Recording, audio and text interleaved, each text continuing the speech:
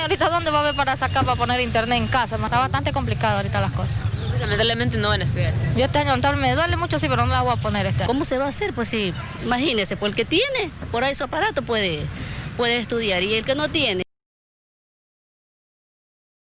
La educación virtual es un engaño del gobierno. El gobierno de Lenín Moreno ha vulnerado derechos humanos a diestra y siniestra en medio de la pandemia. Este presidente, ausente, ha jugado con la dignidad y las condiciones económicas de todo el pueblo ecuatoriano.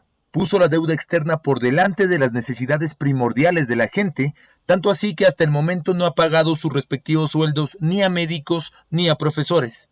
Han pasado más de 5 meses desde que el coronavirus llegó a desnudar las injusticias y la inequidad histórica en el Ecuador, pero en ningún aspecto es más notoria la desigualdad que en el acceso a la educación. Falta menos de una semana para que 2 millones de estudiantes regresen a clases en la Sierra y Amazonía, pero las condiciones en las que nuestros niños, niñas y adolescentes regresarán a clases nunca han sido tan adversas. Y a este gobierno eso le interesa muy poco o nada, porque es un gobierno totalitario, antidemocrático, opresor, y por ende le conviene mantener a la gente ignorante, embobada en discusiones vanas y sin acceso a la información, ya que la educación es el único camino que garantiza la libertad y una vida digna. Y lo enfatizo porque es fundamental. Solo la educación hará de este país un lugar mejor, más equitativo y justo. Pero las circunstancias tanto en el ámbito sanitario como en el económico y estructural no son nada alentadoras. Según el Instituto Ecuatoriano de Estadística y Censos, INEC, en Ecuador más del 76% de hogares no tiene un equipo tecnológico que le permita seguir la educación virtual. Es decir, solo 2 de cada 10 personas tienen una computadora en su casa, ya sea de escritorio o portátil. Además, el 63% de ecuatorianos no tiene internet en sus hogares, y esa cifra se exacerba en las zonas rurales, donde apenas el 16% de familias tienen conectividad. Pero el Estado no ha hecho sino empeorar esta situación. Hemos visto noticias desgarradoras de niños trepados en árboles para poder conectarse y seguir sus clases, o de profesores valientes como Carolina Espinosa, quien se trasladaba desde su casa hacia las de sus estudiantes para garantizarles el derecho a la educación. La profe valiente, usando su bicicleta para educar, y el gobierno, cobarde, pusilánime, sin siquiera pagarle su sueldo. Antes de continuar, te pedimos que compartas esta importante información y nos ayudes con una reacción en el video. Es importante para seguir trabajando e informando con transparencia.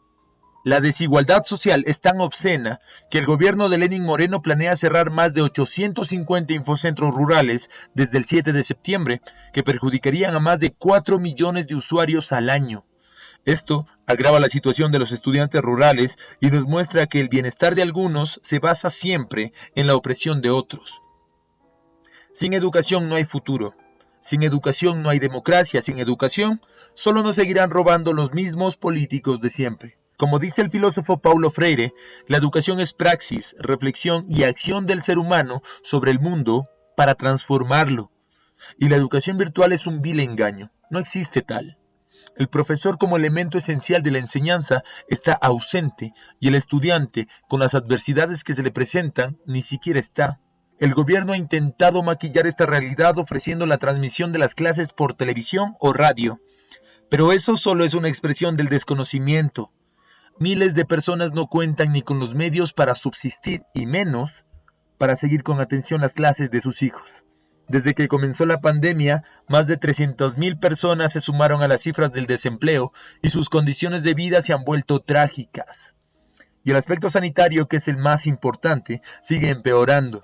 El país superó los 100,000 contagiados y según una contrastación con el registro civil, más de 30,000 personas habrían fallecido en el contexto del coronavirus desde el mes de marzo.